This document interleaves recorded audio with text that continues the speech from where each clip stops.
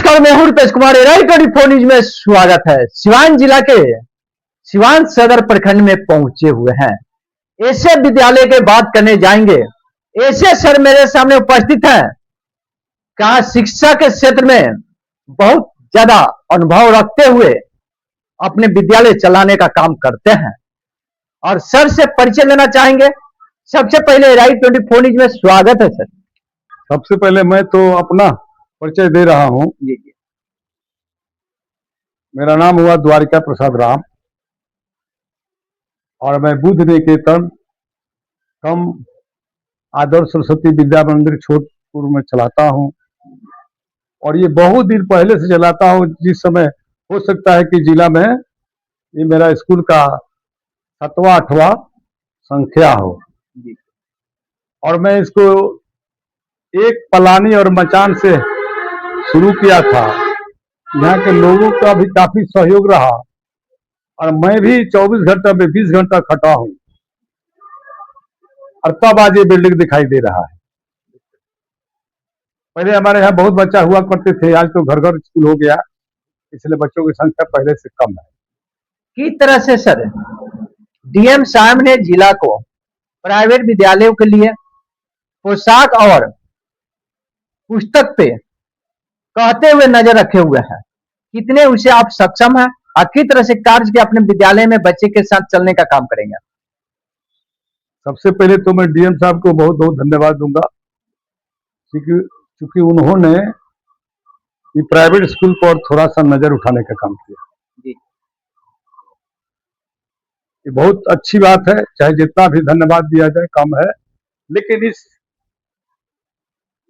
जो कार्यक्रम उठाए हैं इसको बढ़िया से उठाएं। जो नए नए स्कूल खुल रहे हैं या पुराने चल रहे हैं, वो किस परिस्थिति में है इस पर भी ध्यान रखा जाए और ऑफिशियली पर थोड़ा सा नजर रखा जाए कि नए नए स्कूल बड़े बड़े लोगों के द्वारा खुल रहा है और उसके बाद उसका यू डैश और रजिस्ट्रेशन वगैरह बहुत जल्दी मिल जा रहा है। तो कैसे मिल जा रहा है इतना जल्दी? इस सब में भी कुछ कारण है, जो ऑफिशियली कुछ ना कुछ है। जमीन का भी एरिया कम होता है, फील्ड का एरिया कम रहता है, तभी मिल जाता है।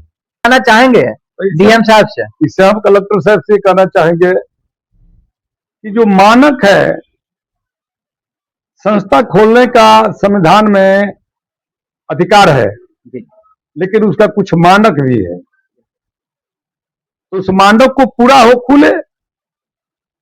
और आज जैसे जिला में चाहे प्रदेश में बड़े बड़े लोगों का बड़ा स्कूल खुल जा रहा है, बड़ी बड़ी बिल्डिंग सारा ही हो जा रहा है और उनका सारा चीज मिल जा रहा है। और बहुत से कुछ कमजोर तबके के जो स्कूल विद्यालय चला रहे हैं,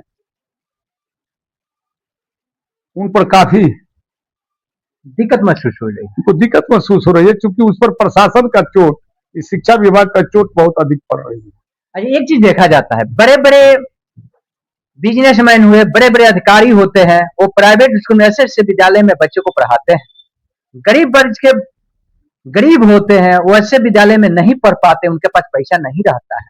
और उस हिसाब से अगर देखा जाए तो इस तरह से डीएम साहब से क्या गुहार लगाएंगे, गरीब बच्चे भी ऐसे विद्यालय में पढ़ने के लिए पहुंच सके और कार्य कर सके। देखिए, उसके लिए केंद्र सरकार की तरफ से गरीब बच्चों को भी पढ़ने के लिए उपाय लगाया गया है, जो 25% आरटी के तहत बच्चों को फ्री पढ़ाया जा रहा है, जिसको टोटल किताब, यूनिफॉर्म और फीस नहीं लेकर के उसको बढ़िया से पढ़ाया जा रहा है।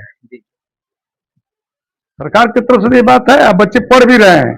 तो फिर तो सरकारी विद्यालय की स्थिति ऐसी बनी हुई है, कहाँ से पढ़ाई के उठा के बच्चों को देखा जा रहा है। बाकी प्राइवेट विद्यालय कब से दूसरा तीसरा के बच्चे होते हैं और वही दूसरा तीसरा के बच्चे अगर सरकारी विद्यालय में होते हैं, ताकि उतना अनुभव नहीं मिल पाता। इस पे क्या करना चाहिए? अब अनुभव नहीं मिल पाता है क्योंकि दोनों का दो नजरिया है। किस कारण से दो नजरिया बन सकता है? वो भी तो टीचर गवर्नमेंट होते हैं, 50 से 60 हजार रुपया पेमेंट उठाते हैं, गवर्नमेंट का टीचर होते हैं। प्राइवेट में 10 से 15 हजार के पेमेंट पे इतने अच्छी पढ़ाई होती है, ऐसा क्यों? ऐसा क्यों? इसके लिए सरकारी मशीनरी दोषी है। बिल्कुल, तो उसमें क्या होना चाहिए? उस पर भी ज्यादा से ज्यादा कड़ाई होना चाहिए। ऐसी बात नहीं है कि सरकारी स्कूल में अयोग्य टीचर है, ऐसी बात नहीं है, वहां भी योग्य टीचर है। बिल्कुल, लेकिन उनसे केवल पढ़ाई का ही काम लिया जाए और ईमानदारी से लिया जाए कि वो बढ़िया से पढ़ा रहे हैं। बिल्कुल, जब वो बढ़िया से पढ़ाना शुरू करेंगे तो ऑटोमेटिक ये प्राइवेट स्कूल का जो कुकुरमुत्ते की तरह साल दर साल दिन दुनी रात चौगुनी खुल रहा है, ऑटोमेटिक बढ़ जाएगा। बिल्कुल। क्या इसमें भी डीएम साहब को ध्यान रखना चाहिए? अपने जिला में है तो हर प्रखंड, हर पंचायत में, हर गांव का एकदम रखना चाहिए। मैं तो कहूंगा कि पूरे देश में जी, देश स्तर पर रहना चाहिए कि सरकारी स्कूल में बढ़िया से पढ़ाई हो। और दूसरी बात है, उन्होंने किताब के बारे में जो सवाल उठाया, जी, 5% मैंने छूट भी दिलवाने का काम किया है, मैं गया था। जी, क्यों? वो अपनी ही किताब देना। एनसीईआरटी की जो सीबीएसई की किताब है, बहुत बढ़िया किताब है। मैंने एनसीईआरटी का बुक भी प्राइवेट विद्यालय में होना चाहिए। होना चाहिए। एको प्राइवेट प्रकाशन की किताब किस तरह से गवर्नमेंट में एनसीईआरटी चलता है, उसी आधार अगर वो भी लागू कर दिया जाए प्राइवेट में भी, तो उसे 80 बुक कहीं नहीं हो सकती। नहीं, बहुत अच्छी वो किताब है। ये भी आपने डीएम साहब से गुहार लगाना चाहेंगे एनसीईआरटी के बुक हर प्राइवेट स्कूलों में देने का काम किया जाए? लेकिन दुर्भाग्य है कि सरकारी स्कूल में वो समय से किताब नहीं पहुंच पाता है। बिल्कुल, गोदाम में ही रह जाता है, बच्चों के नजदीक तक नहीं पहुंचता है। इसलिए में ध्यान रखना चाहिए। इस पर वो ध्यान दें, ज्यादा से ज्यादा किताब प्रिंट करावें। और जिस तरह से प्राइवेट किताब बड़े बड़े दुकानों में मिल रहा है, उसी तरह से वो किताब एक भी प्राइवेट स्कूल के प्राइवेट किताब नहीं रहनी चाहिए। एनसीईआरटी की बुक होनी चाहिए। बहुत कम पैसा में बच्चे पढ़ेंगे, अच्छी बात है, और ज्ञान भी ज्यादा मिलेगा। ज्ञान भी ज्यादा मिलेगा और पढ़ाने वाले को ज्यादा ध्यान भी देना पड़ेगा। अच्छी बात ना। और ये भी मैं आग्रह करूंगा कि सरकारी टीचर से जो बहुत सारा काम लिया जा रहा है, उस पर वो शिक्षा के क्षेत्र में है तो शिक्षा का ही काम लिया जाए। बिल्कुल। चलिए, मेरे सामने दुर्गा प्रसाद की तरफ से डीएम साहब से गुहार लगाते हुए, प्राइवेट स्कूल हो चाहे गवर्नमेंट स्कूल हो, की तरह से गवर्नमेंट स्कूल प्राइवेट स्कूल पे नजर रखते हुए डीएम साहब कार्य करने का काम कर रहे हैं, बहुत अच्छी बात है। और सही, अगर गरीब को कल्याण करना है तो हर सरकारी विद्यालय से लेके प्राइवेट विद्यालय तक एनसीईआरटी का बुक अगर लागू हो जाता है तो आने वाले समय में अमीर हो चाहे गरीब हो, सब एक समान नजरिया से देखने का कार्य किया जाएगा। गरीब भी वहां तक पहुंच सकते हैं, कहां तक पहुंचना चाहिए। और शिक्षा के क्षेत्र में देखा जाए, कोई अमीर नहीं होता है, कोई गरीब नहीं होता है, सारे लोग एक बराबर नजर से शिक्षा के क्षेत्र में देखा जाता है।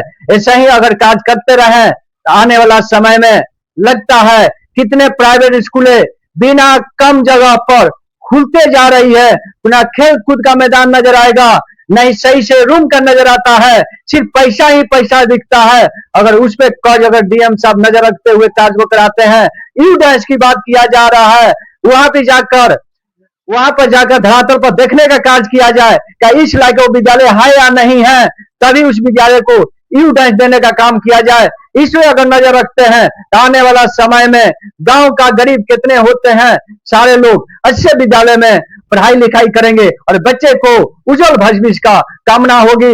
आप लोग बने रहे राइट 24 न्यूज में। ज्यादा से ज्यादा इस वीडियो को शेयर करना है, इसलिए शेयर करना है, गांव का इस वीडियो को पहुंच जाना चाहिए। बने रहे राइट 24 न्यूज में।